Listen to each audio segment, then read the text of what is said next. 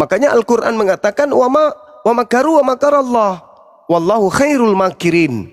Mereka orang-orang ini ingin melakukan makar terhadap Allah dengan cara melakukan sesuatu yang tidak baik terhadap utusan Allah, yaitu Nabi Isa.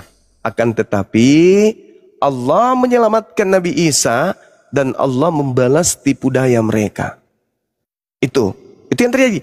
Dan lagi-lagi apa yang diuraikan Al-Quran ini dibenarkan oleh Bible.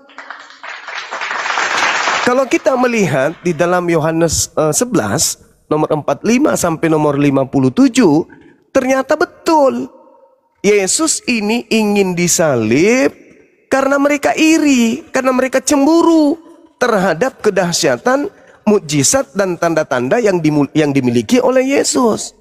Mereka kemudian membuat makar. Mereka bersepakat membunuh Yesus. Karena kalau tidak, maka orang Roma akan datang merampas tempat suci mereka. Mereka akan kehilangan bangsa karena dirampas oleh bangsa Roma. Maka mereka sepakat membuat kesaksian palsu, tipu muslihat. Mereka semuanya dengki, sehingga mereka sepakat untuk membunuh Yesus.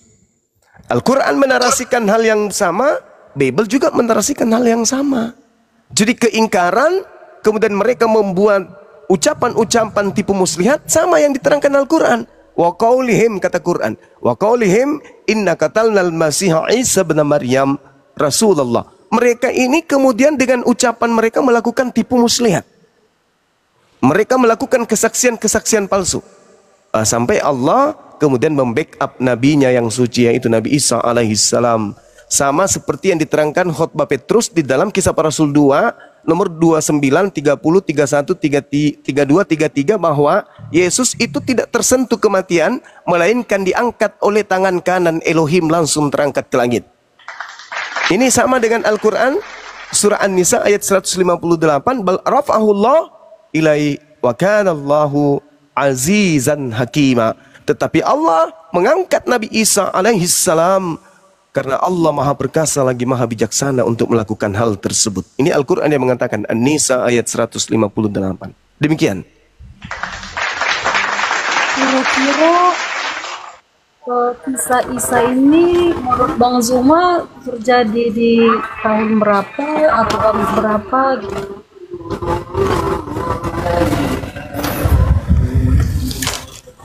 Oke, baik. Gini, saudariku, Al-Quran itu bukan catatan penulis sejarah. Nabi Muhammad itu bukan sejarawan. Berbeda dengan penulis Bible, mereka adalah penulis sejarah. Mereka bukan nabi, tapi mereka adalah pewarta atau penulis. Yang boleh dikatakan mereka adalah wartawan.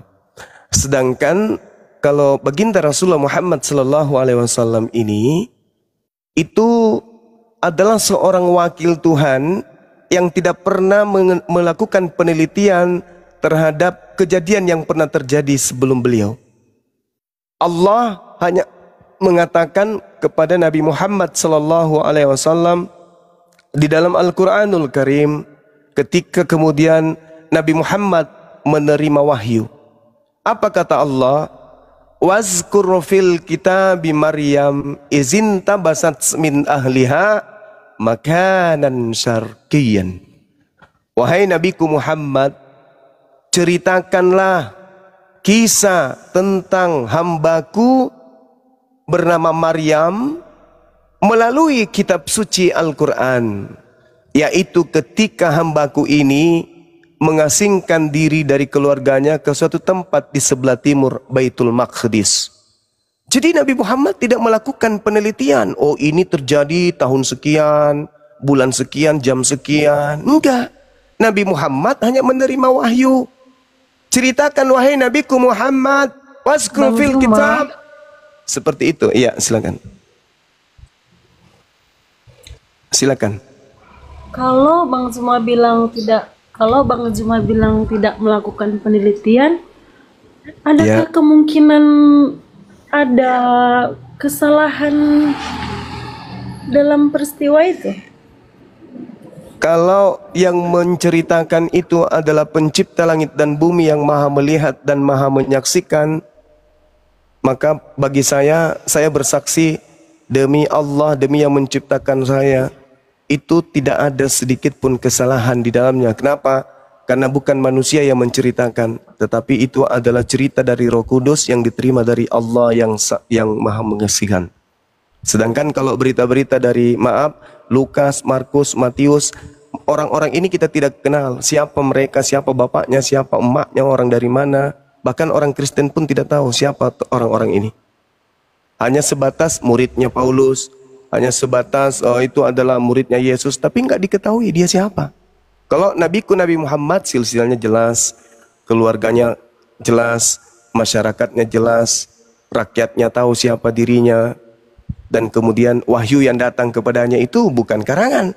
Tapi kalau yang dari Bible, itu tulisan-tulisan yang dihasilkan dari hasil penyelidikan dan saduran-saduran dari kitab-kitab sebelumnya. Seperti itu.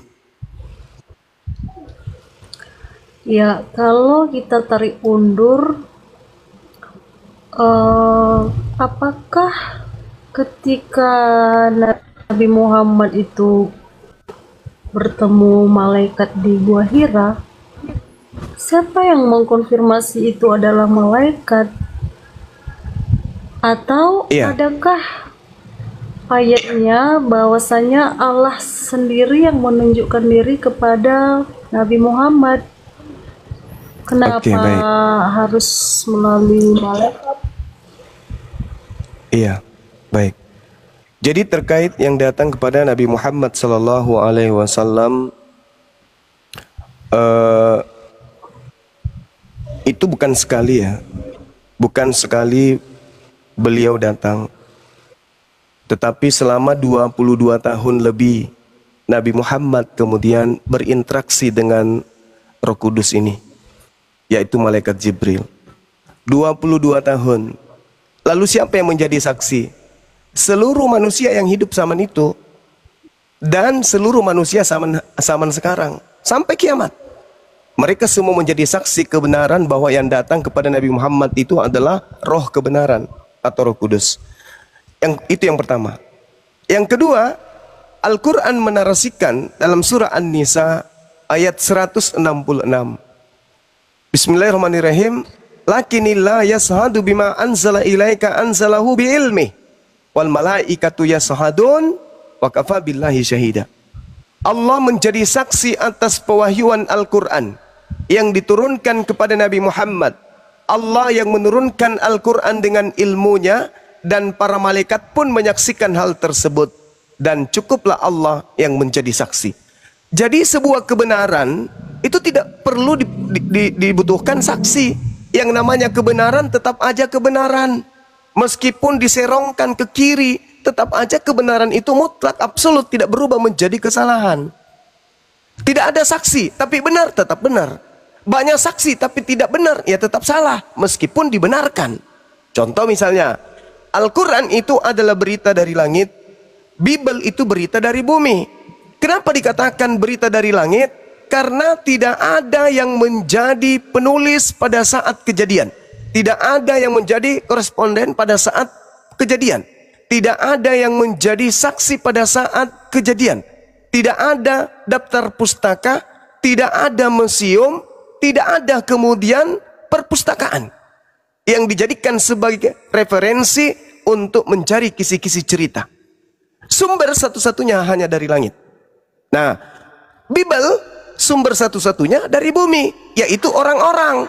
Orang ke orang, ke orang, ke orang, ke orang. Dari manusia ke manusia, manusia ke manusia, manusia ke manusia. Sekarang kira-kira yang mana yang punya unsur kekeliruan? Yang dari langit atau yang dari manusia?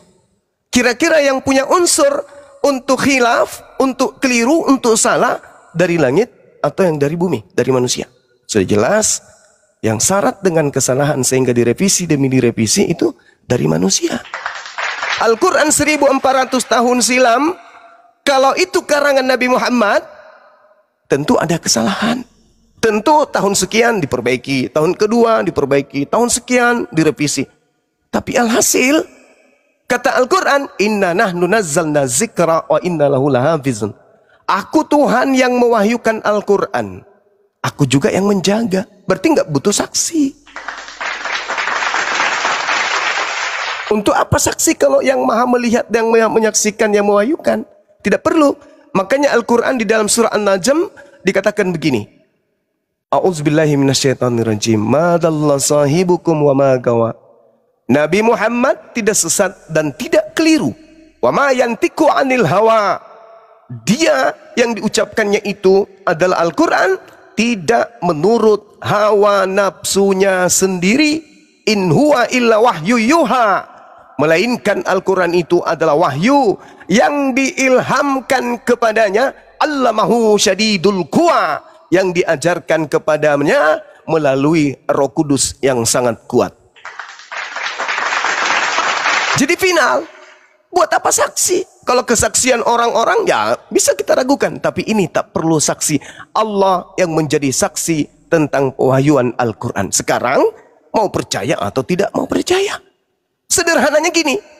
Kita orang yang hidup di Indonesia di tahun 2025 melihat Al-Quran, melihat Bible. Al-Quran tidak pernah direvisi. Bible setiap saat direvisi. Siapa yang merevisi Bible? Manusia. Kenapa direvisi? Perbaikan, penyempurnaan, penyesuaian. Berarti dengan kata lain, Tuhan tidak maha tahu sehingga firman-Nya harus dibenerin oleh manusia. Kalau Al-Quran, manusia mana yang kemudian bisa melawan kemahatauan Allah? Tak ada. Sehingga Al-Quran setinggi apapun pengetahuan manusia tidak akan pernah bisa mengatakan Al-Quran sudah tidak zaman, Al-Quran harus direvisi. Itu tidak kena terhadap Al-Quranul Karim. Itulah bukti Al-Quran tidak butuh saksi. Kenapa? Al-Quran misalnya memiliki ilmu pengetahuan 100%. Di tahun 1400 dari jarak dia diwahyukan Al-Quranul Karim ini sampai hari ini terbedah dan terpecahkan, teranulir oleh ilmu pengetahuan baru 10%. Berarti masih ada 90% kandungan kebenaran Al-Quran yang belum kemudian diselaraskan oleh ilmu pengetahuan manusia, disebabkan karena kelemahan, lemotnya, lalotnya akal manusia untuk kemudian mengejar isi Al-Quran itu yang begitu indah di dalamnya.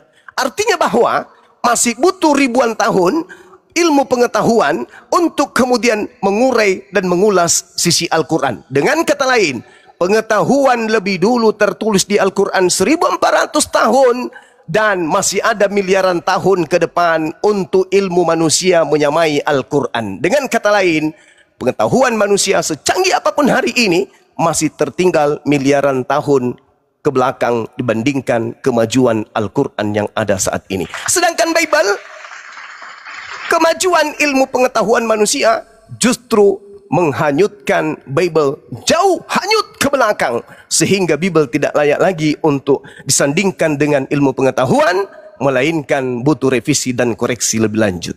Seperti itu. Bukankah Allah Bang Zuma itu membenarkan Taurat, Zabur, dan Injil? Kenapa Iya, betul. justru bertentangan dengan Al-Quran? Ya, baik. Tidak ada yang bertentangan dengan Al-Quran. Surah Al-Ma'idah, Allah Subhanahu wa ta'ala menjelaskan kepada kami, kepada Nabi Muhammad awalnya. Hai Nabiku Muhammad, ya Rabb, ya Tuhanku, dengarkan wahai Nabiku, aku ingin mengatakan sesuatu kepadamu. Apa itu ya Rabb? Walakad akhazallahu mithaqa bani Israel. Sebelum ente, wahai Nabiku, sebelum anda, wahai Nabiku Muhammad, aku telah memanggil dan memilih dan melakukan perjanjian kepada Bani Israel. Dan aku telah mengangkat 12 di antara mereka untuk menjadi pemimpin. Dan aku Tuhan berfirman kepadanya, Inni ma'akum, aku bersama dengan kalian. La in akamtumus salah wa ataitumuz zakah wa antum birusuli. Wahai Bani Israel, aku bersama ente. Jikalau kalian melaksanakan seluruh perintah-perintahku untuk sujud beribadah, membantu si miskin, beriman kepada para utusanku, dan kalian meminjamkan pinjaman yang baik kepada mereka, maka dosa-dosamu akan aku hapuskan, dan aku pastikan kalian masuk ke dalam surga. Itu kata Allah. Dan itu tidak dilanggar oleh Al-Quran. Al-Quran mengatakan itu hukum yang terlebih dahulu datang kepada Bani Israel. Dulu Allah memilih mereka. Tapi apa kata Allah? Wabima naqdihim mitsaqahum la'annahum wa ja'alna qulubahum qasiyah. Tetapi mereka angkuh, mereka sombong, mereka tegar tengkuk. Aku utus Nabi Isa, mereka tolak. Aku utus Nabi Musa, mereka tolak. Zakaria, mereka tolak. Yahya, mereka tolak. Mereka angkuh. Maka apa kata Allah? Wahai Nabiku Muhammad, mereka senantiasa melanggar janjinya. Nabiku kuutus ditolaknya. Mereka angkuh, maka aku laknat mereka. Aku jadikan hati mereka keras membatu disebabkan mereka suka merubah firmanku. Itu kata Quran. Jadi Al-Quran tidak mengatakan Taurat itu bukan firmanku, Injil itu bukan firmanku. Tidak. Al-Quran surah Al-Araf ayat 145 sorry. Malah Allah Subhanahu wa taala menjelaskan kemudian, wahai Nabi Musa, berpegang teguhlah kamu kepada Tauratku dan ajarlah umatmu kemudian berpegang teguh kepadanya. Dan jangan kamu berpaling dari aturan-aturan tersebut. Al-Quran mengukuhkan Taurat. Makanya Al-Quran mengatakan orang-orang beriman dari Bani Israel, Yahudi, Nasrani, siapapun di antara mereka yang beriman kepada Allah, mereka ada jannah, mereka ada surga. Jadi Al-Quran tidak pernah merubah. Berbeda dengan ajaran Paulus, maaf, yang diulas semalam, Paulus mengatakan hukum Tuhan yang datang kepada Nabi Musa untuk Bani Israel itu adalah sampah, tinja, skubalon, kotoran. Kalau Al-Quran enggak. Nabi Muhammad mengatakan keselamatan bagi Yahudi bila mereka mendudukkan perkara berdasarkan hukum Taurat. Zamannya, pada waktunya. Tapi setelah Al-Quran datang, Allah Subhanahu wa taala menyeru kepada Bani Israel, ya ahlal kitab qad ja'akum rasuluna yubayyinu lakum katsira ala fitrah, dan seterusnya. Wahai Bani Israel, telah datang kepada kalian, ya ahlal kitab qad ja'akum rasuluna yubayyinu lakum katsiran mimma kuntum tukhfuna minal kitab wa yafuna an katsir. Itu kata Allah. Wahai Bani Israel yang dulu ku kasih Torah, yang dulu ku kasih Injil, yang kalian ingkar kepada kitab-kitabku tersebut, sekarang sudah zamannya aku mengutus Nabiku Muhammad dengan membawa Islam, membawa Al-Quranul Karim. Kalau engkau kalian, kata Allah, yahdi bihi minallah, yahdi bihillah manittaba ridwanahu subulus salam. Maaf, dengan Al-Quran itu kata Allah, aku akan memberi petunjuk kepada kalian kepada jalan yang aku ridai, yaitu jalan keselamatan. Dan dengan Al-Quran itu aku keluarkan kalian dari gelap gulita. Itu kata Allah. Seperti itu saudariku. Jadi silakan. Kalau boleh tahu Bang Juma, apa isi Taurat menurut kalian Muslim? Ya, kalau di dalam Al-Quranul Karim, bagian daripada yang diajarkan oleh Allah kepada Nabi Musa, salah satunya itu adalah perintah sujud ibadah. Tadi ayat yang saya bacakan itu dalam surah Al-Maidah, Allah mengatakan, jika kamu melaksanakan ibadah sholat, menunaikan zakat, ini ada nih. Jadi sholat, di mana-mana orang Yahudi ketika mereka ibadah, mereka kemudian sholat, tefilah, kemudian mereka ada perpuluhan zakat, membersihkan harta mereka dengan perpuluhan mereka. Itu ada, Al-Quran katakan itu. Kemudian di dalam surah An-Nahl ayat 123, mereka diajarkan oleh eyang mereka, kakek mereka Abraham untuk bersunat. Itu syariat mereka. Kemudian Al-Hajj ayat 34, mereka diajarkan kemudian untuk menyembelih binatang untuk kurban. Banyak hal. Lalu dalam surah Al-Baqarah ayat 144, mereka juga sudah memiliki kiblat, arah ibadah, sujud. Semua diterangkan dalam Al-Quranul Karim. Tapi lagi-lagi tidak terinci seperti ibadahnya umat Islam. Seperti itu, karena Al-Quran bukan Taurat. Al-Quran hanya kitab yang menjelaskan bahwa dulu ada kitab yang datang kepada mereka yang diberi nama Taurat, Zabur, dan juga Injil. Begitu, saudari. Silakan. Kalau isi Injil? Kalau Injil, di dalam Al-Quranul Karim surah Al-Maidah ayat 116, 117, di situ Bani Israel diminta kemudian oleh Nabi Isa alaihissalam menyembah kepada Allah dan juga taat kepada Nabi Isa alaihissalam. Fattakullah wa atiun di ayat yang lain. Kemudian Nabi Isa alaihissalam mengajarkan kepada mereka hikmat Injil, yaitu tekanan-tekanan dalam kisi-kisi ibadah berdasarkan dengan hukum Taurat yang datang kepada Nabi Musa alaihissalam dan kaumnya. Lalu kemudian dikatakan ini Abdullah atani alkitab wa ja'alani nabiyan. Jadi Nabi Isa alaihissalam datang ke tengah-tengah Bani Israel sebagai nabi, sebagai cahaya, sebagai petunjuk bagi Bani Israel untuk kembali kepada Tuhannya Nabi Musa. Kemudian Nabi Isa dalam kaidah pengajaran Injilnya mengajarkan intinya ani abudullah rabbi wa rabbakum. Sembahlah Tuhannya Nabi Musa, Tuhannya Nabi Ishak, Yakub dan Abraham, yaitu juga adalah Tuhanku. Ani abudullah rabbi wa rabbakum. Sembahlah Tuhanku dan Tuhanmu. Itu yang diajarkan isi Injilnya Nabi Isa alaihissalam.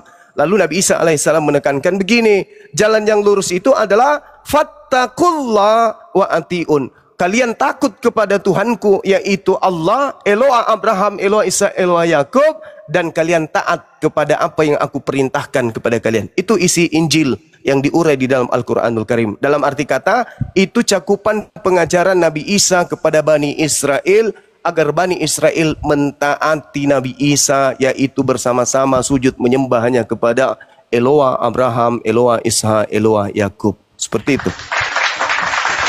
Apakah Allahnya Bang Zuma itu bisa dipanggil sebagai Elohim? Kami umat Islam tidak pernah memanggil Tuhan kami dengan panggilan dalam bahasa Ibrani. Kami memanggilnya dengan bahasa Qurani, bahasa Arab. Ar-Rahman, Ar-Rahim, Al-Malik, Al-Quddus. Gitu. Lalu kenapa Isa memanggil Allahnya Elohim sedangkan Muhammad tidak? Ya, Elohim itu adalah bahasa Ibrani. Allah menyatakan diri kepada setiap utusannya berdasarkan bahasa masing-masing. Tidak mungkin kemudian Allah menyatakan diri kepada Nabi Muhammad menggunakan bahasa Ibrani, sedangkan Nabi Muhammad bangsa Arab. Nabi Muhammad diajarkan kemudian untuk menanamkan pondasi awal tauhid kepada bangsa yang menggunakan bahasa Arab, di mana bangsa yang menggunakan bahasa Arab inilah kelak yang akan berpencar ke seluruh dunia untuk mengajarkan rahmat dan berkat kepada alam semesta. Jadi Nabi Muhammad didatangkan oleh Allah pewahyuan berupa bahasa yang digunakan oleh Nabi Muhammad. Begitu juga Nabi Isa menggunakan bahasa yang digunakan Nabi Isa.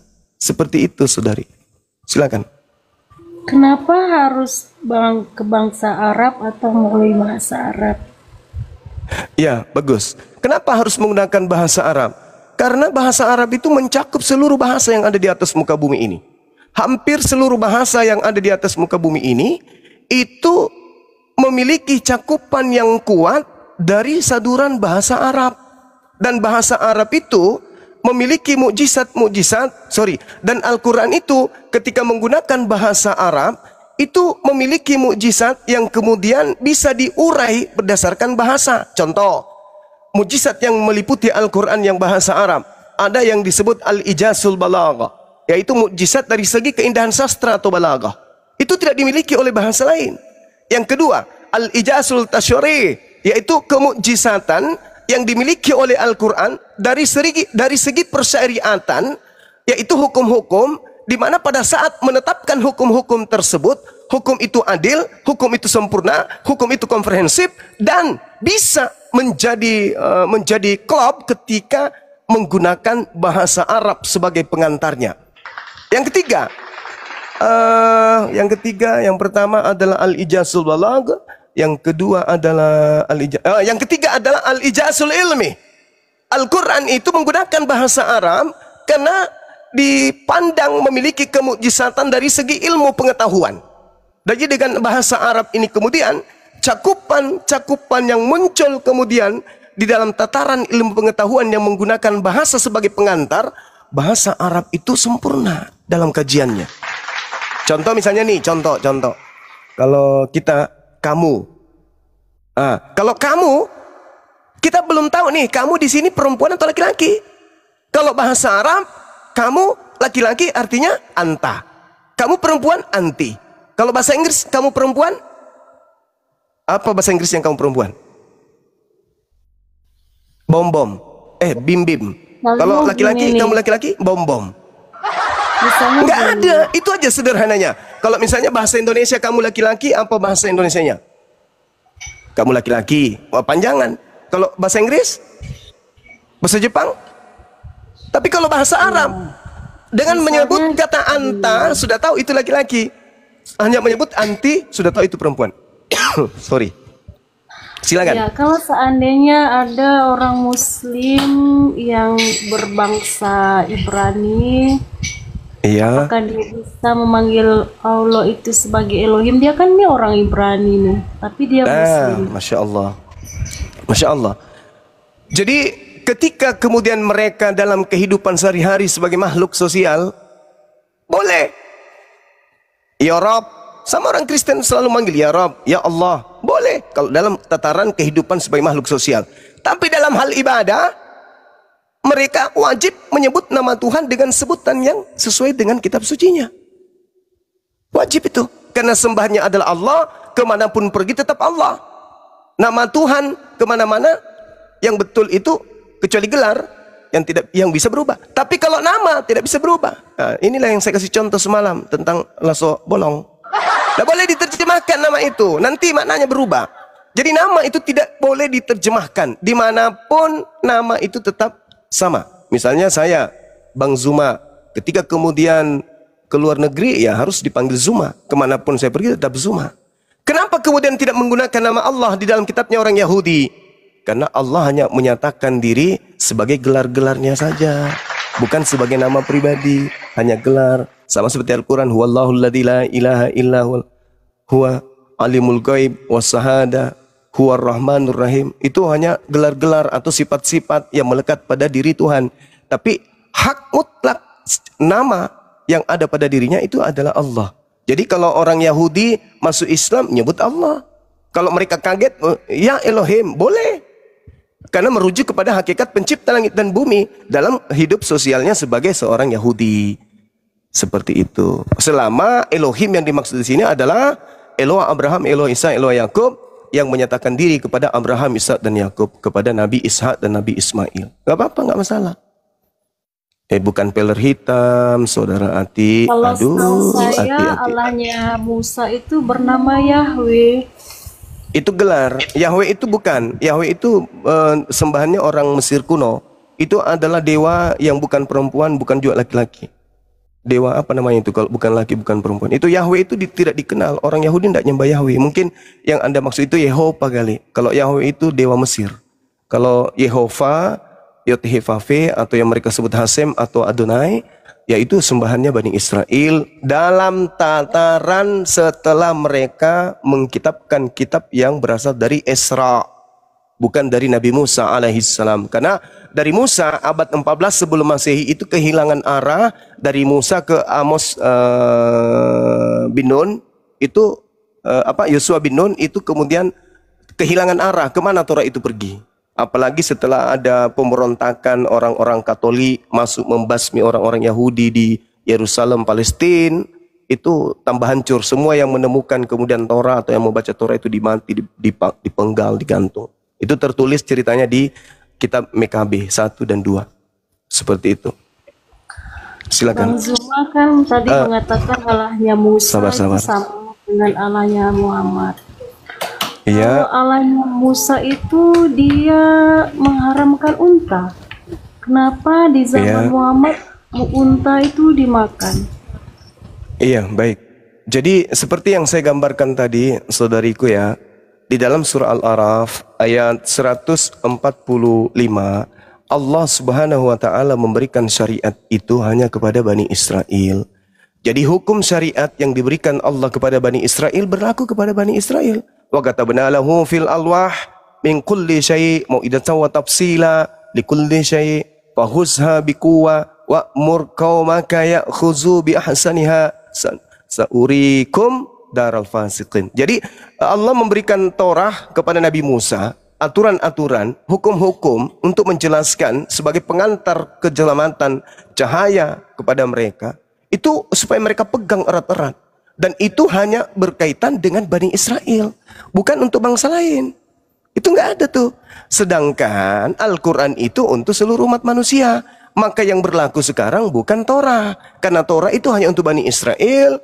Dan setelah kemudian mereka melupakan dan merubah dan mengganti kitab suci firman Tuhan, mereka mencampur adukkan itu, maka Al-Quran datang sebagai pondasi akhir, perjanjian akhir, yaitu Al-Quran. Makanya Nabi Muhammad ketika datang, ya ayuhan nas, wahai seluruh umat manusia, inni rasulullahi ilaikum jami'a, aku ini adalah utusan Tuhanmu untuk kalian semua.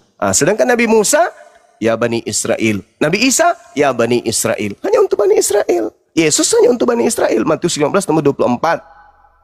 Bukan untuk semua bangsa. Makanya kalau kita cari di dalam kitabnya Kristen, saudara kita, tidak ada itu Yesus mengaku, aku diutus kepada seluruh manusia. Itu nggak ada. Mau sampai dibolak-balik. Kecuali nanti ke depannya direvisi, ya wallahu alam bisawab. Tapi kalau hari ini, saya sebagai aktivis perbandingan agama, tidak pernah menemukan dalil di Bible bahwa Yesus mengaku diutus kepada seluruh manusia. Nggak ada. Nabi Muhammad aja yang mengaku itu. Inni rasulullahi ilaikum jami'a. Saya kira begitu. Sementara saudariku Adinda yang ada di bawah, tolong naik. Saya mau ibadah sejenak. Jangan kemana-mana saudariku. Saya ibadah aja. Nanti insya Allah saya akan hadir kembali 10-15 menit. Silakan bertanya sepuasnya. Adinda siapa tadi? Naik dong. Atau siapa yang ada di bawah boleh naik. Terakhir, boleh. maksudnya gini kan, iya silakan.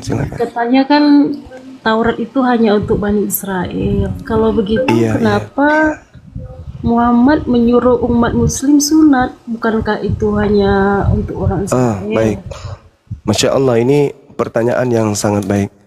Begini saudariku ya, kami sunat bukan karena ikut Torah.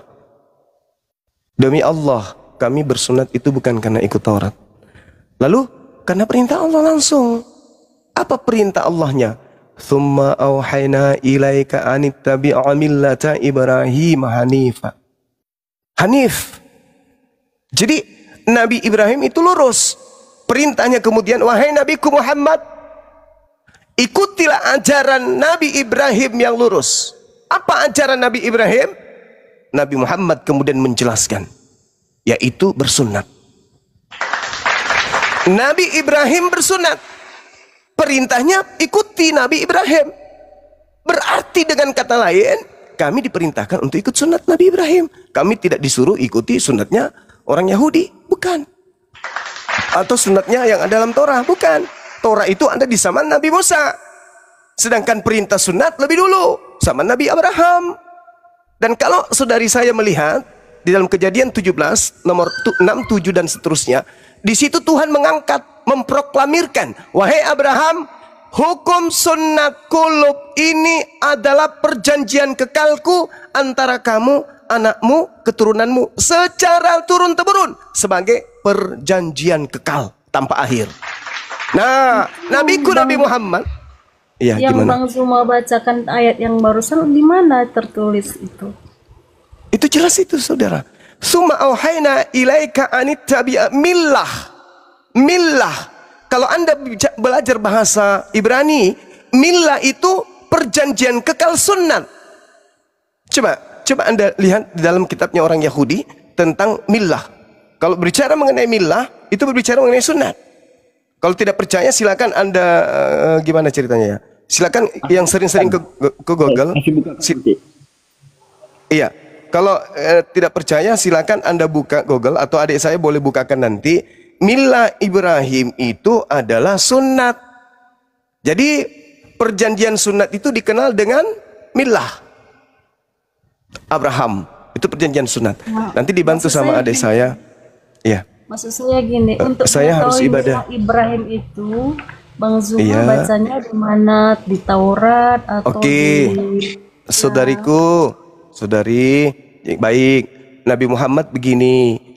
Kata Allah, Nabi Muhammad itu menerima wahyu dan bukan dari dirinya sendiri. Nah, wahyu yang diterima oleh Nabi Muhammad itu berupa ilham yang masuk ke dalam dirinya, di mana ilham inilah yang menjadi kekuatannya untuk memutuskan atau menjatuhkan atau menetapkan satu perkara yang disebut sunnah. Maka Nabi Muhammad dalam sunnahnya, di hadisnya, ungkapannya dia katakan, Nabi Abraham itu sunat di usia 80, lalu kemudian Nabi dan fitrah itu adalah salah satunya adalah sunat. Maka kami diperintah oleh Nabi Muhammad untuk bersunat. Wajib bagi laki-laki. Begitu saudari. Maaf saya harus ibadah dulu. Dinda Alfi silakan dibantu saudari kita jawab seluruh pertanyaan beliau sebisa mungkin sesuai dengan kaidah yang kita tahu. Kalau ada yang kita tidak tahu nanti kita sampaikan, itu PR. Silakan. Saya izin dulu ya, sahabat-sahabat. Yaudah, Alfi mempertanggungjawabkan ini dulu ya Kak Kismis ya, soal An-Nahl ayat 123 tadi. Di dalam An-Nahl ayat 123 dikatakan Bismillahirrahmanirrahim, summa auhayna ilaika anit tabi' millata Ibrahim hanifa. Di sini ada kata milah Ibrahim, Kak. Milah ini memang di dalam terjemahan Kemenak dia diterjemahkan sebagai kata agama. Sementara yang kami ketahui pada bahasa Arab itu agama itu berasal dari kata din, bukan milah. Nah, milah ini luas cakupannya, luas cakupan pemaknaannya.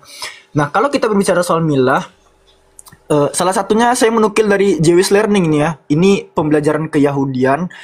The Brit Milah. Apa sih Brit Milah itu?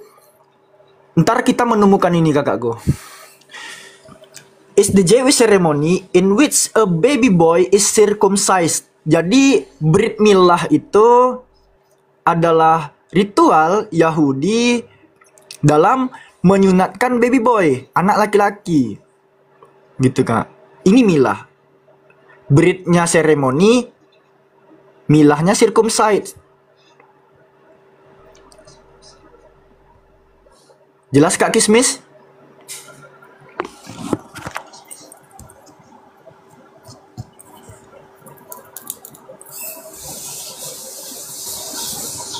Halo Kak.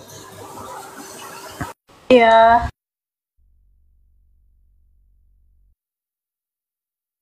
Oke, pertanyaan berikutnya. Pertanyaan berikutnya balik ke Isa tadi ya. Isa ini kan menurut Muslim apakah sama dengan Yesus yang di Bible?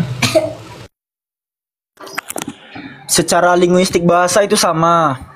Isa alaihissalam, Iso Mesiha dalam bahasa Aramaik, Yesua Hamasyah dalam bahasa Ibrani.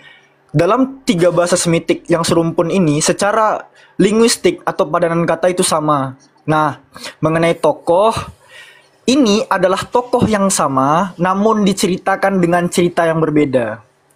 Baik dari Yahudi sendiri, dari Kristen maupun dari pihak Muslim. Gitu Kak. Dari tiga aliran ini menceritakan sosok satu tokoh ini dengan cerita yang berbeda. Gitu Kak. Demikian. Kalau tokohnya sama tapi versinya beda, berarti ada kemungkinan satu di antaranya adalah kisah yang palsu. Bukan satu, tapi dua. Karena yang menceritakan satu tokoh ini ada tiga organisasi besar gitu. Saya bisa bilang ini komunitas atau organisasi besar. Bahwa Yahudi, kakak jangan kira Yahudi menceritakan sosok Yesus itu sama seperti apa yang diceritakan Kristen gak ya.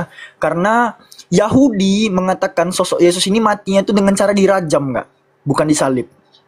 Di dalam Talmud mereka dikatakan Yesus di Nazaret itu mati dengan cara dirajam, dilempari batu.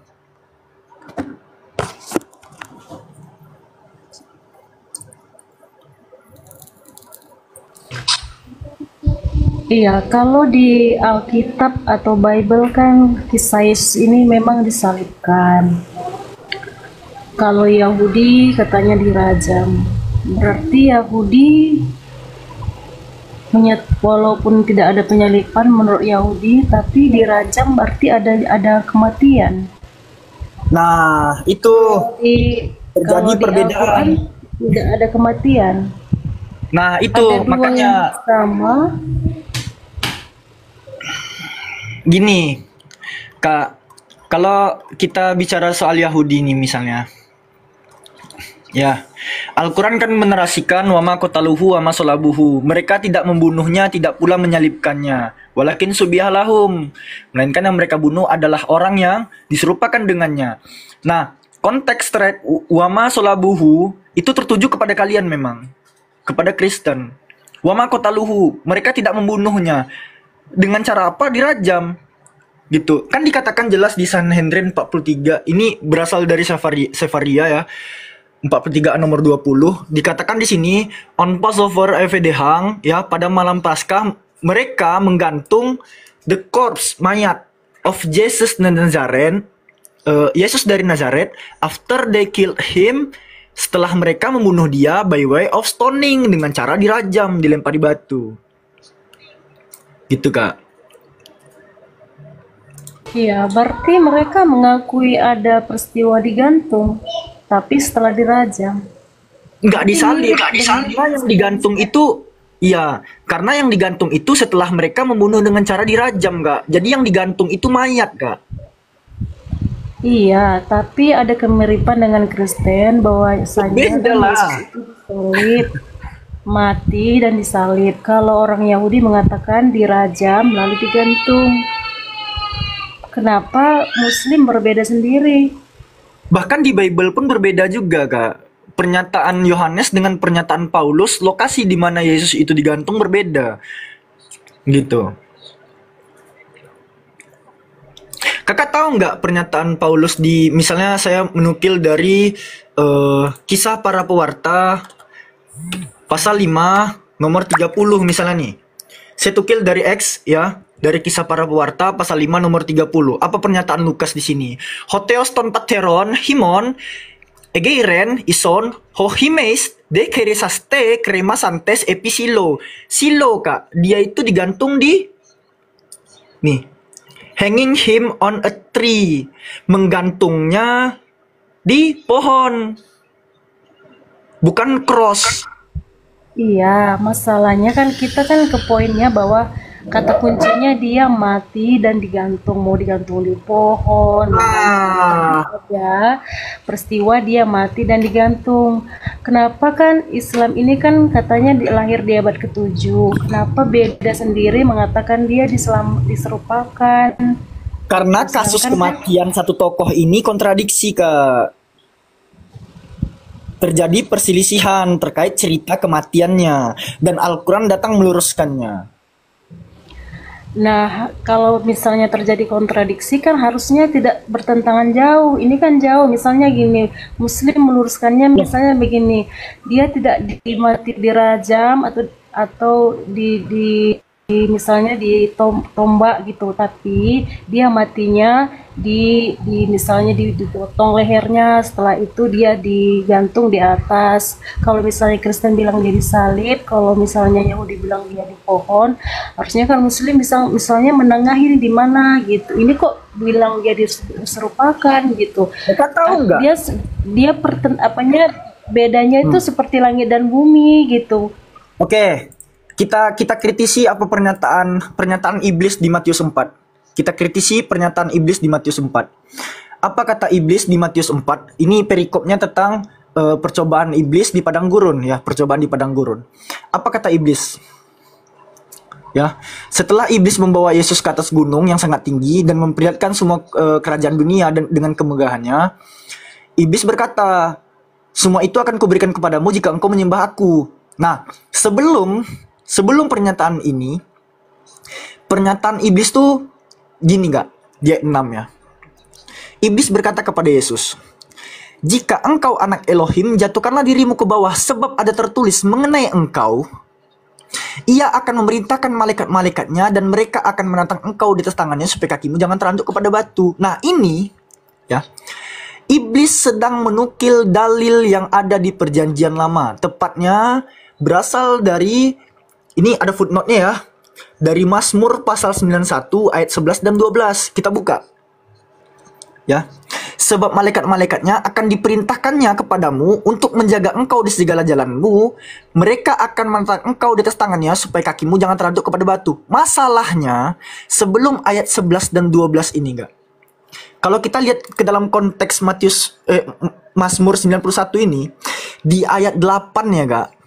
Nubuatan tentang Yesus ini engkau hanya menontonnya dengan matamu sendiri dan melihat pembalasan terhadap orang-orang fasik.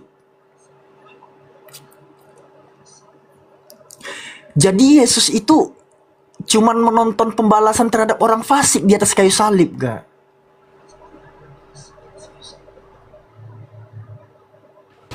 Kalau di Lukas bagaimana?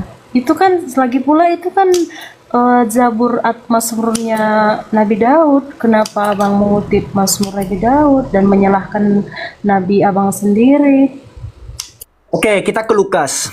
Gak apa-apa, saya ikuti. Kalau kakak berbicara soal Lukas, kita pergi ke Lukas pasal 23, nomor yang ke-33. Kakak harus tahu nih, Kak. Kakak harus tahu, ya. Lukas 23 butir 33. Ketika mereka sampai di tempat yang bernama Tengkorak, mereka menyalibkan Yesua di situ dan juga kedua orang penjahat itu, yang seorang di sebelah kanannya dan yang lain di sebelah kirinya. Nih ya. Dalil ini seakan-akan adalah penggenapan dari Yesaya 53 nomor 9. Terus terang aja, ini penipuannya parah sekali nih Kak Kismis. Kenapa? Seakan-akan ya, kematian Yesua itu dikatakan dia itu mati di antara kedua orang penjahat. Yang mana narasi ini nantinya diklaim sebagai penggenapan dari nubuatan di dalam kitab Yesaya. Kita buka ya, Yesaya 53. Ini bahaya sekali nih. Yesaya 53 ayat 9. Nih ya. Yesaya 53 nomor 9, orang menempatkan kuburnya di antara orang-orang fasik dan matinya di antara penjahat-penjahat. Tahu nggak Kak? Sebenarnya ini tipuan terjemahan Kak Kismis. Diksi dan dalam matinya ia ada di antara penjahat-penjahat, lalu ini diklaim nubuatan dan penggenapannya di Lukas 23 tadi. Sebenarnya ini tipuan terjemahan. Karena kenapa? Kalau saya buka tafsir dan catatan kakinya di dalam footnote Yerusalemnya, ya,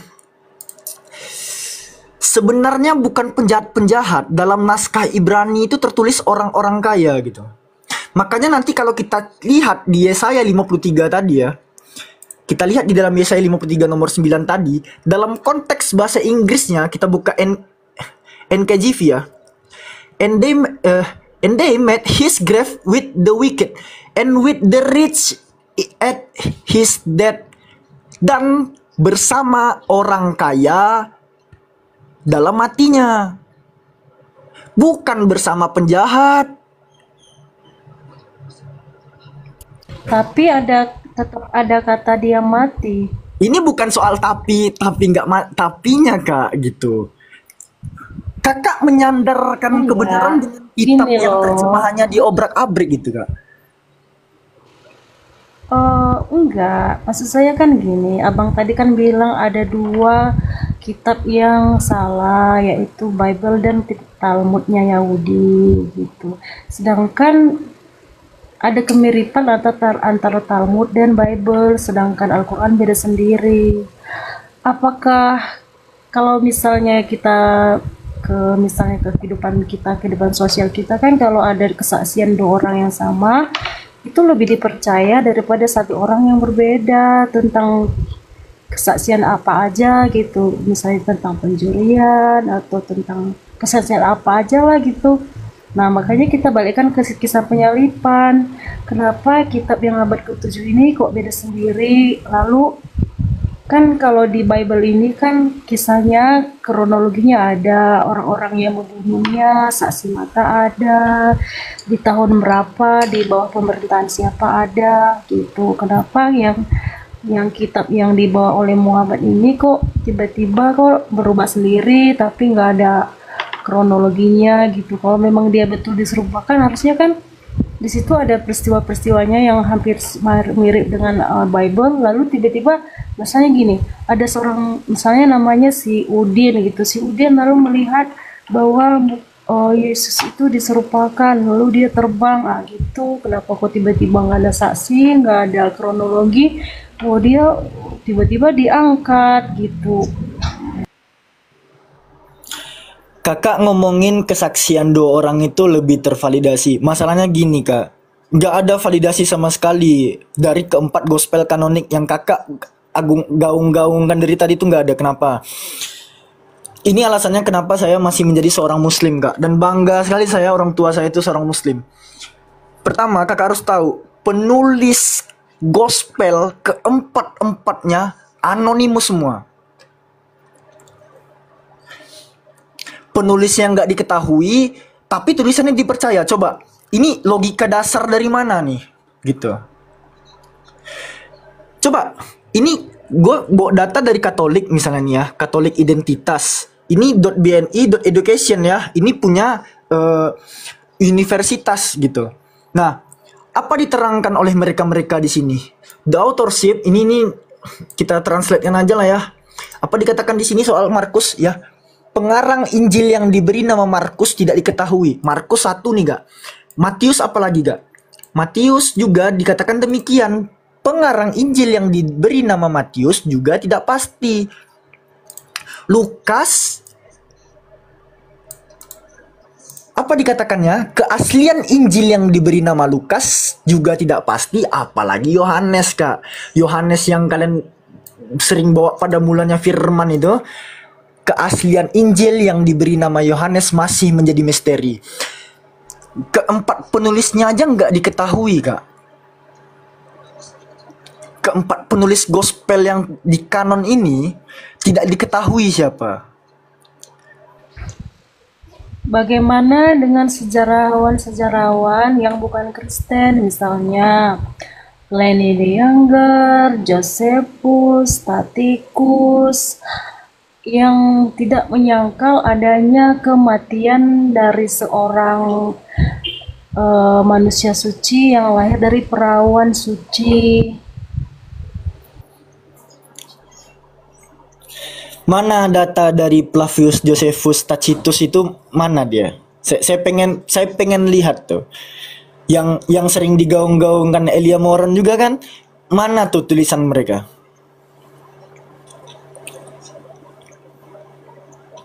Mana? Itu kan sejarawan yang terkenal, diakui oleh dunia. Iya, tapi tulisannya mana? Tulisannya mana? Ya, bisa kita lihat di Google kan, bisa kita lihat tulisan-tulisan Tacitus, Pliny the Younger, Josephus. Mereka kan orang-orang pintar, mereka bukan yang buta huruf atau nggak bisa mengerti sejarah gitu. Kita tahu mereka orang-orang pintar. Nah, masalahnya yang diklaim sama teman-teman ini, teman-teman dari Kristen ini, mereka menceritakan soal Yesus itu tuh mana datanya gitu loh. Mana saya pengen tahu gitu. Abang kan bisa lihat tadi sumber-sumber Katolik itu kan dari Google. Ya, kalau misalnya kita mau lihat tentang buku-bukunya Tacitus ya kita cek juga di Google. Ya, kalau cuman ngomong gitu kak gini kak ya. Sebenarnya nggak serunya tuh gini kak. Harusnya siapa yang berdalil dia yang membuktikan, harusnya begitu ya, harusnya begitu. Nah, bernarasi itu pentingnya, makanya saya dari tadi open cam itu biar saya bisa mempertanggungjawabkan apa yang saya sampaikan.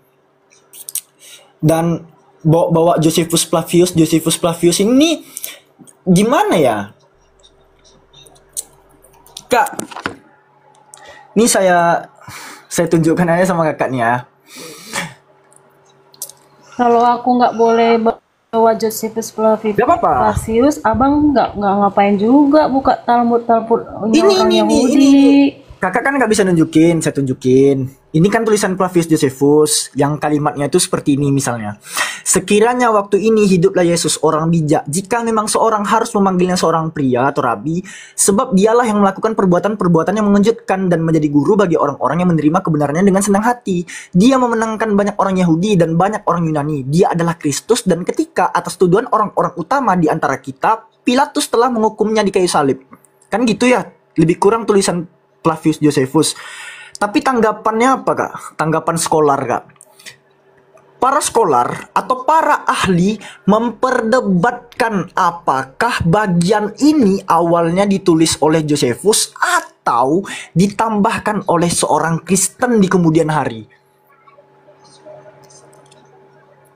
Iya, itu kan tanggapan orang, siapa aja boleh ngomong, tapi Loh, Kak, Josephus kan yang sejarawan. makanya Misalnya karena gini, Kak, abang misalnya gini, kita kan abang misalnya nulis berbicara. jurnal. Gini loh bang, abang misalnya nulis jurnal sesuatu tentang apa gitu, lalu ada orang yang menanggapi, ya nggak masalah toh. Tapi kebenarannya bahwasanya abang meneliti sesuatu yang benar, demikian juga Josephus. Kalau misalnya ada yang menanggapi bahwa itu tidak benar, ya itu ya Gini tidak Kak, menjadi rujukan bahwa Josephus salah. kalian bisa saja mengklaim ini memang tulisan Josephus Flavius Kak, tapi skolar itu adalah makhluk paling netral di atas muka bumi. Apalagi jika mereka itu ateis tuh Kak. Nah, skolar ya, para ahli itu memang mengkritisi Kak tulisannya. Karena kenapa? Penceritaan tentang Kristus itu hanya satu kalimat doang di dalam berjilid-jilid buku yang telah dituliskan. Itu pertama.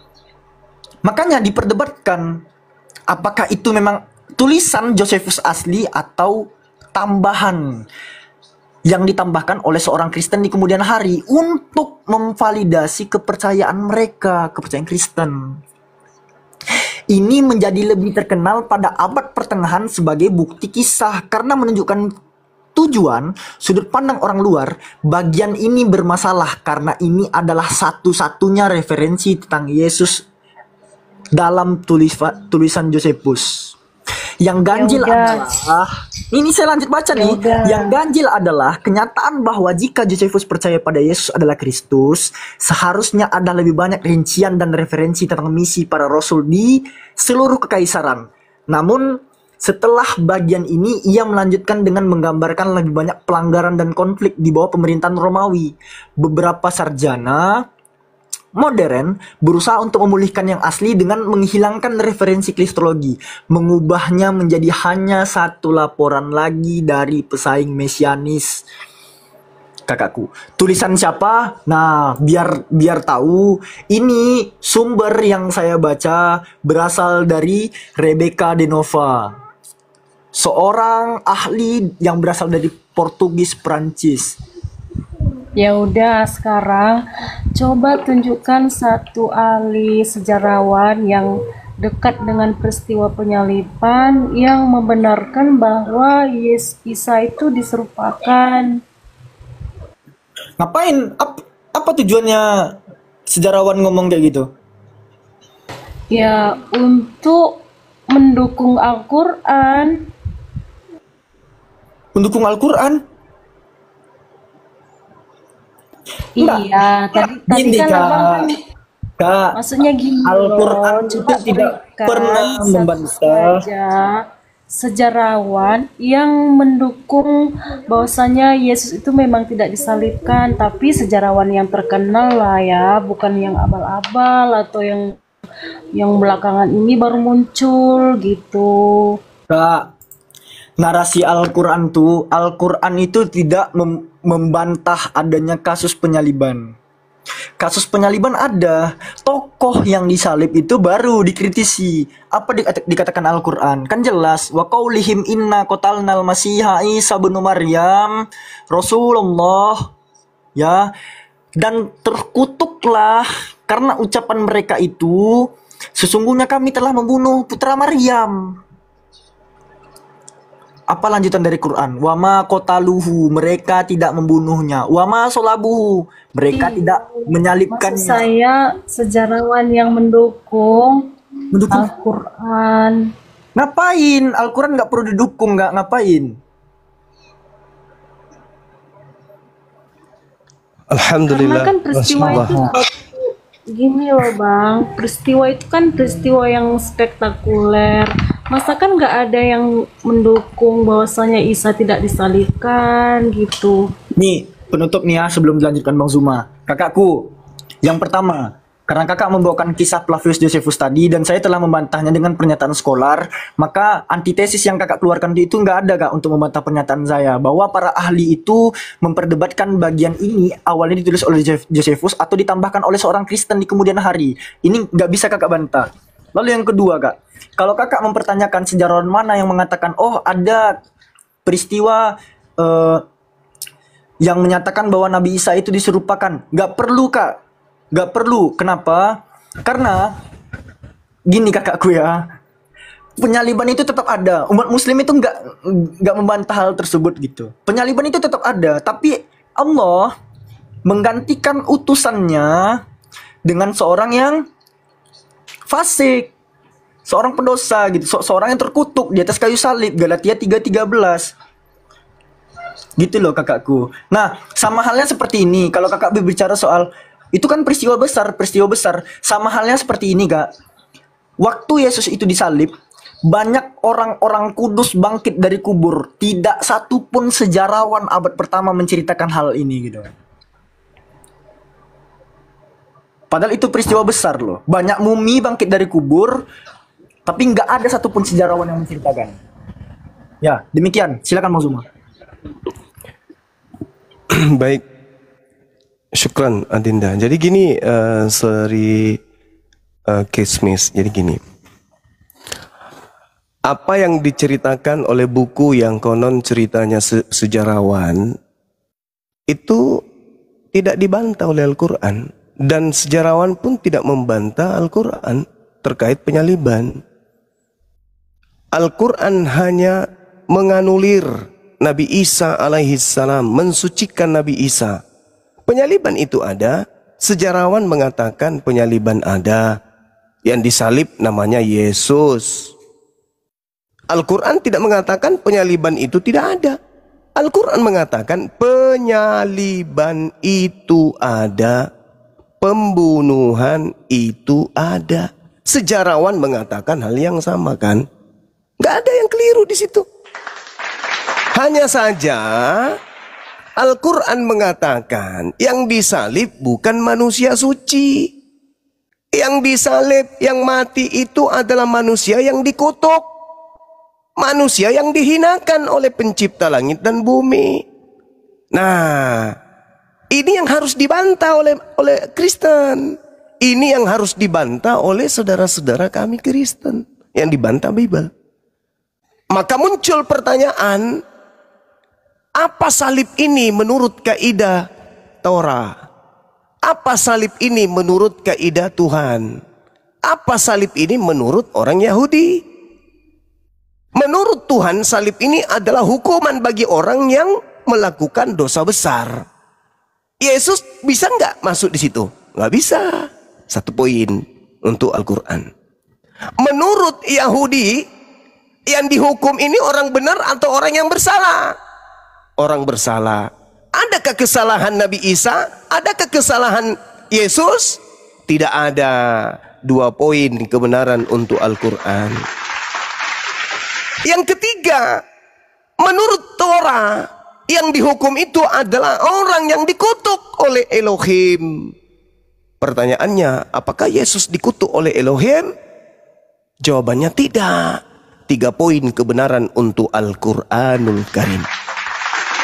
Lalu kalau 3 poin kebenaran ini dibantah, saudariku, boleh dong kami cicipi sedikit doktrin dan dogma dari gereja.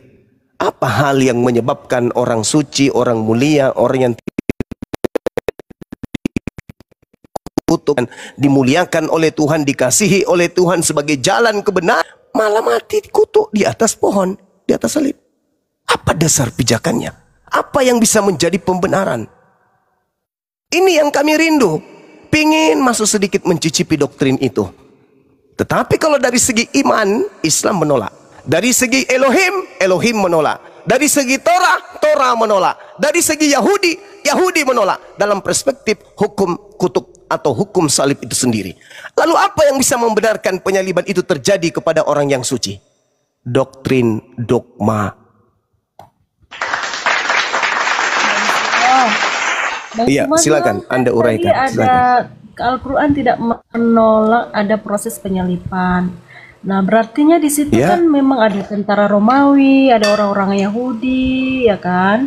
iya. Nah, Terus, pertanyaan saya gini, proses Isa ini diserupakan bagaimana? Apakah dia terangkat, nggak ada yang lihat, atau ada yang lihat? Lalu, apakah yang diserupakan ini dia kenapa nggak teriak-teriak aku bukan Isa gitu? Kenapa kok pasrah aja dia disalib? Padahal dia diserupakan, nggak ada angin, nggak ada hujan, tiba-tiba disalib gitu. Bang Da, izin turun Bang Da. boleh Adinda, makasih, syukran, Ya, ibadah dulu ya. makasih. Jadi gini, baik. Ya, Assalamualaikum. barakallahu fikum. Jadi gini, waalaikumsalam warahmatullahi wabarakatuh. Jadi begini saudara, Al-Quran dituliskan, diwahyukan tidak bersamaan dengan keadaan penyaliban. Al-Quran datang itu utuh untuk memperta iman kalian.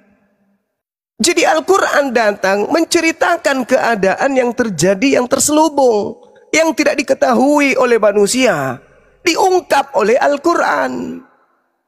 Nabi Isa alaihissalam datang kepada Bani Israel, Innallaha rabbi wa rabbukum fa'budu, hadza siratum mustaqim. Sesungguhnya Allah adalah Tuhanku dan Tuhanmu, karena itu sembahlah Allah, inilah jalan yang lurus. Falamma ahassa Isa minhumul kufra qala man ansari ilallah, qala al-hawariyun nahnu ansarullah.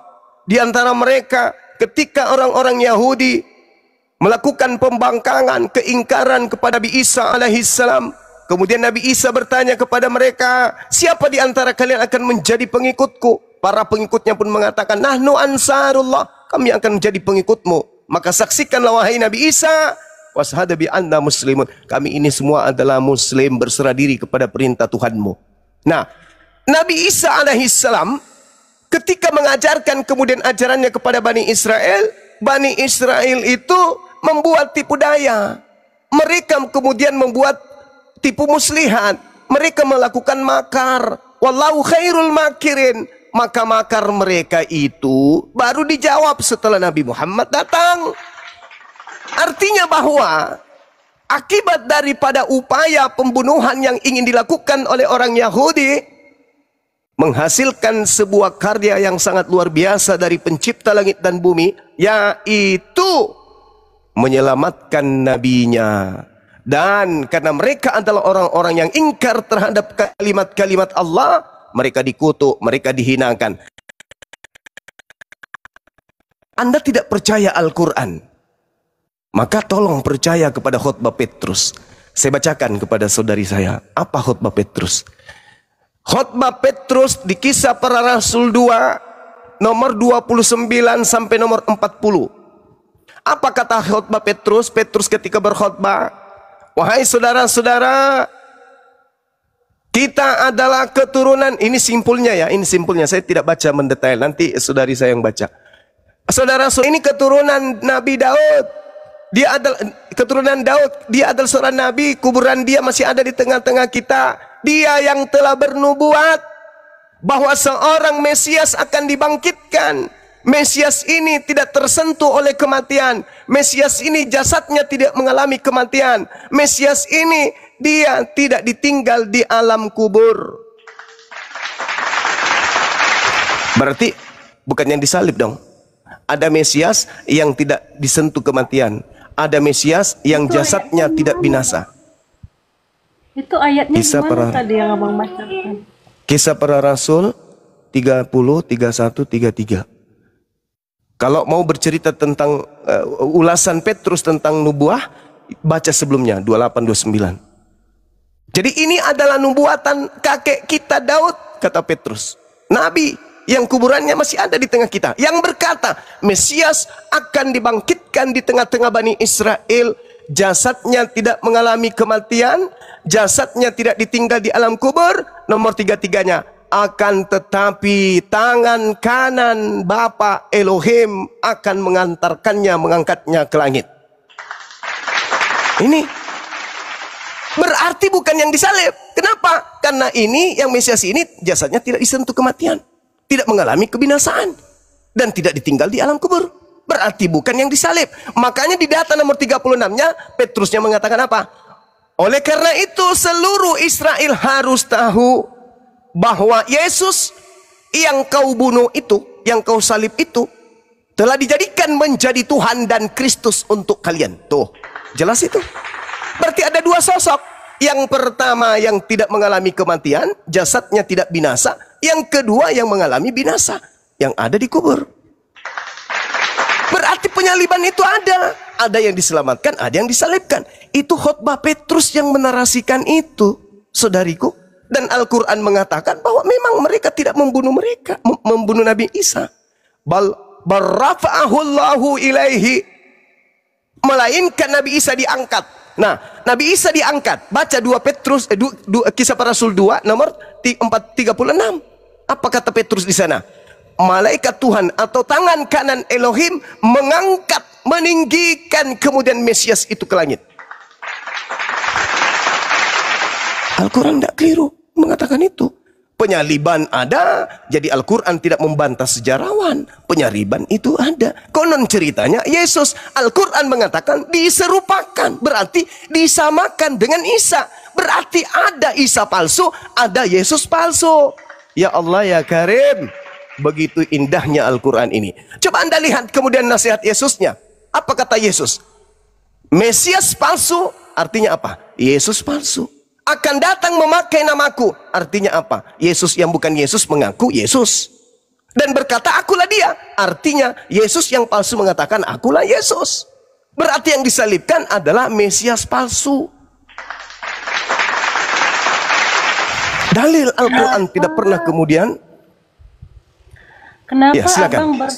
kenapa abang bersandar atau mengambil pembelaan dari kitab para rasul yang abang sebelumnya tuduh sebagai kitab tulisan manusia palsu untuk membenarkan Isa tidak disalibkan? Oke, baik. Al-Quran surah Al-Baqarah menyatakan begini. A'udzubillahi minasyaitonirrajim di ayat 75 sampai ayat 79. Apa kata Al-Quran? Bismillahirrahmanirrahim. Afatatma'una ayyu'minu lakum wa qad kana fariqum minhum yasma'u kalam Allah thumma yuharrifunahu min ba'di ma aqalu wa hum ya'lamun. Maka apakah kamu wahai orang Islam sangat mengharapkan mereka akan percaya kepadamu, sedangkan segolongan dari mereka mendengarkan firman Allah. Saya ulang, segolongan dari mereka mendengarkan firman Allah, lalu mereka mengubahnya setelah memahaminya, padahal mereka mengetahui. Wa idza laqul ladina amanu qalu amanna wa idza khalau ba'duhum ila ba'd qalu atuhadditsunahum bima fatahallahu alaikum. Dan apabila mereka berjumpa dengan orang beriman, mereka berkata kami beriman.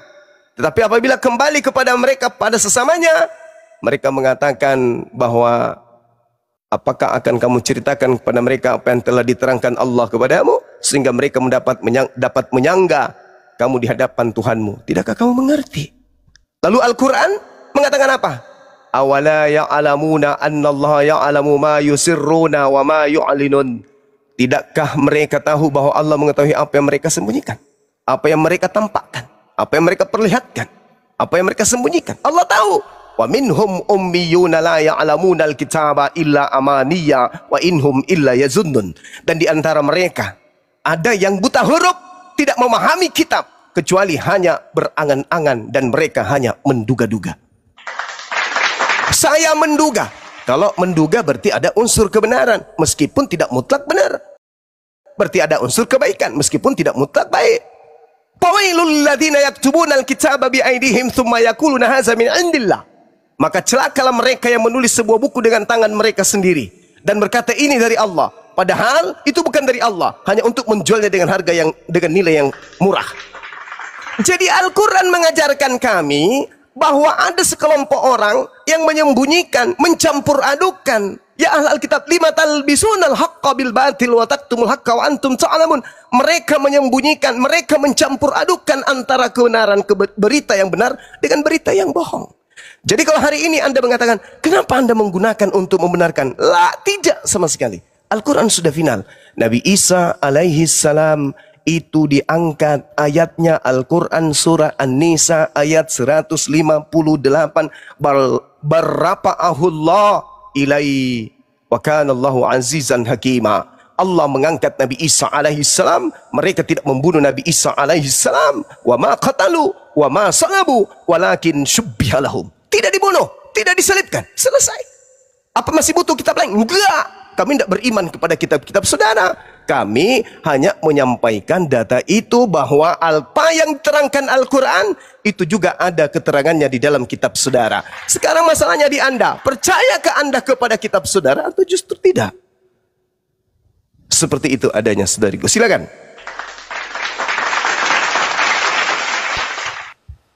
Ya, kalau di Bible kan jelas kronologinya bagaimana, siapa yang mengambil andil dalam penyalipan, di bawah pemerintahan siapa, tahun berapa, di kotanya, tempatnya gitu. Masa kan gini loh, kenapa kok tiba-tiba berubah di kitab Al-Quran yang baru datang di abad ke-7? Itu tadi maksud saya begitu. Kalau memang ada peristiwa penyerupaan, masakan tidak ada seseorang yang melihat, seseorang yang melihat dia diserupakan atau diangkat gitu. Kenapa kok langsung tiba-tiba dia diangkat aja gitu tanpa ada saksi mata begitu? Ya udah deh, kalau memang nggak ada karena abang kan. Oke. Ya udah itu aja deh. Baik, boleh saya bertanya satu aja pertanyaan terkait dengan materi ini. Sederhana, pelan-pelan, dan tidak sulit untuk menjawab. Boleh? Ya, silakan. Markus 16 nomor 12, penulis Markus berkata, Yesus menampakkan diri dalam rupa yang lain. Pertanyaan saya, dari mana Markus tahu kalau itu adalah Yesus yang asli? Silakan. Markus 16. Markus 16 nomor 12. Dari mana Markus tahu sedangkan dia tidak ada pada saat penyaliban dan dia tidak ada pada saat Yesus merubah rupa? Ingat, di situ dia mengatakan Yesus kemudian menampakkan diri kepada kedua orang tersebut dalam rupa yang lain. Saya tanya pada saudariku ini, dari mana penulis Markus tahu kalau itu adalah Yesus yang asli padahal dia dalam rupa yang lain, dan dari mana Markus tahu kalau itu rupa lain? Silakan. Iya. Karena ada saksi matanya di situ, ada dua orang yang saksi mata di situ kepada dua orang yang Yesus menunjukkan diri kepadanya. Artinya ada dua orang pribadi yang melihat Yesus itu menampakkan diri dari kesaksian mereka. Yang saya tanya, saudariku, yang saya tanya, dari mana Markus tahu kalau yang menampakkan diri itu adalah Yesus yang asli dalam rupa yang lain? Iya. Dari kesaksian orang tersebut yang kepadanya Yesus menampakkan diri. Di mana dua orang itu bersaksi kepada Markus? Ya, kan makanya dan ada siapa dua orang ini? Ya makanya itulah perlunya ada penelitian. Iya. Kalau cuma bernarasi seperti itu, api neraka itu panas dan nonstop dia kekal api neraka itu. Kalau cuma bernarasi seperti itu, ya apa gunanya? Karena ada dua orang saksi di situ. Lah, iya. Sekarang mana? Mana coba? Coba saudariku mana? Orang yang dari mana Markus tahu kalau itu Yesus yang asli? Ya, dari mana Markus tahu kalau itu Yesus yang asli? Kan ada dua orang di situ. Selain Markus, apa hubungannya dengan orang? Justru Markus yang menarasikan. Sesudah itu Yesus menampakkan diri dalam rupa yang lain kepada kedua orang dari mereka. Pertanyaan saya, dari mana Markus tahu kalau itu adalah Yesus? Karena kan Markus merujuk kepada kesaksian orang-orang yang melihat, bukan omong kosong atau kesaksian. Iya, dari mana Markus tahu? Saudari, dari mana Markus tahu kalau itu adalah Yesus asli? Dari kesaksian dua orang itu. Mana kesaksian dua orang itu? Mana? Sedangkan yang menyatakan ini adalah cerita, bukan sedang menuliskan kesaksian. Mana dua orang itu bersaksi bahwa itu adalah Yesus? Ya. Setelah Yesus bangkit pagi-pagi pada hari pertama minggu itu, ia mula-mula mendapatkan dirinya kepada Maria Magdalena. Ada namanya toh. Ya, Namanya dari Maria mana Magdalena. penulis tahu kalau itu Yesus asli? Ya dari Maria Magdalena. Dari mana Maria Magdalena tahu kalau itu adalah Yesus asli? Iya, karena kan sebelumnya Maria Magdalena sudah bertemu dengan Yesus, bergaul Lah bersama di situ dengan Yesus, kalau berjalan saudari, bersama justru Muhammad. saudari, kalau Anda membaca Yohanes 20, justru Maria sudah berbicara dengan Yesus tapi Maria tidak mengenalnya. Malah Maria mengatakan, "Apakah engkau melihat mayat Tuhan kami di sini? Apakah kau yang telah mengambilnya?" Padahal dia berbicara dengan oknum tersebut. Berarti Maria tidak kenal siapa orang yang di tempat dibicara itu. Penulis yang melakukan narasi yang mengatakan yang berbicara kepada Maria itulah Yesus itu. Kok beda mukanya? Ya udah, yang menyatakannya ya Allah sendiri, jangan dibantu. Katanya tidak perlu Allah. Katanya butuh saksi. Gimana ini? Ya, kami kan gini, ada saksinya toh, Maria Magdalena. Maria Magdalena ini kan yang sering Maria Magdalena justru tidak kenal, saudariku. Maria Magdalena tidak mengenal siapa yang ditemuinya itu. Dikiranya tukang kebun. Enggak, jangan lari, kita masih di Markus 16. Saudariku, Anda mengatakan, saya kan bertanya nih, dari mana Markus tahu kalau itu adalah Yesus yang datang dalam rupa lain? Anda mengatakan kesaksian. Kesaksian Dari dua orang Maria itu. Di mana dua Magdalena. orang itu bersaksi? Dari Maria Magdalena Maria yang Magdalena diselamatkan ketika Yesus dari Saudariku. rajam. Ketika dia mau Saudari. dirajam, Yesus menyelamatkan. Oh, jauh, terlalu jauh di situ, Maria terlalu jauh. Magdalena Coba kita mengenal lihat ya. Yesus. Lalu Maria Coba kita Magdalena lihat. memberikan kesaksian Oh, bicara kepada sendiri dia. Markus bahwasanya dia bertemu Yesus. Saudari, di dalam Yohanes 20, Maria datang kemudian pagi-pagi di kubur itu. Maria berdiri, Maria menangis, melihat kuburan itu. Tampaklah olehnya dua orang malaikat berpakaian putih. Seorang duduk di kepala dan seorang lagi di kaki tempat mayat Yesus dibaringkan. Lalu kata makhluk ini, "Ibu, mengapa engkau menangis?" Maria berkata kepada mereka, "Tuhanku, Tuanku, maksudnya Tuhanku itu maksudnya Yesus. Yesusku telah diambil orang. Dan aku tidak tahu di mana dia diletakkan." Padahal yang ditemani bicara Maria ini adalah konon Yesus. Pertanyaannya, kenapa Maria? Beda konteks. Ini Markus. Oh, Sekarang lompat ke konteks. Yohanes. Nah, sekarang kalau begitu, Ayo, makanya jangan ke Maria, lompat ke deh. Yohanes. Makanya jangan ke Maria. Kita ke Markus saja. Markus 16:12 Iya. jangan ke Maria dong. Anda yang ke Maria tadi kan? Ini kan Iya ada kan? ayat 9. Ayat 9 kan ada. Anda yang Markus 16, Anda yang ke Maria. ayat 9. Sekarang Markus 16-nya ini, pertanyaan saya, dari mana pengarang Markus tahu kalau itu Yesus asli? Dari Maria Magdalena. Loh, kok Maria Magdalena? Katanya jangan ke Maria.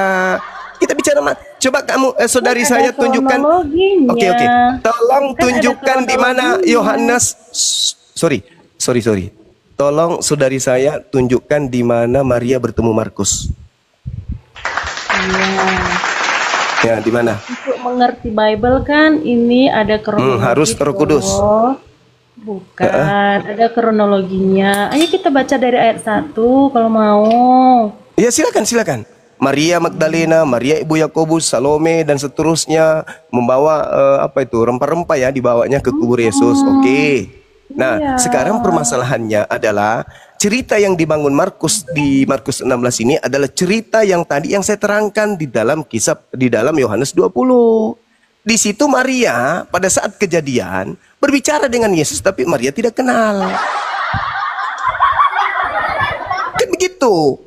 Kan ini berbicara mengenai diserupakan. Maka muncul pertanyaan ketika Markus mengatakan di data 9, setelah Yesus bangkit pagi-pagi pada hari pertama minggu itu, dia mula-mula menampakkan diri kepada Maria. Nah, tadi yang saya cerita Yohanes 8, Yohanes 20 itu kan. Itu Kan beda Maria tidak mengenal konteks. Yesus. Waktu beda Maria konteks. tidak mengenal itu kan masih di kuburan toh.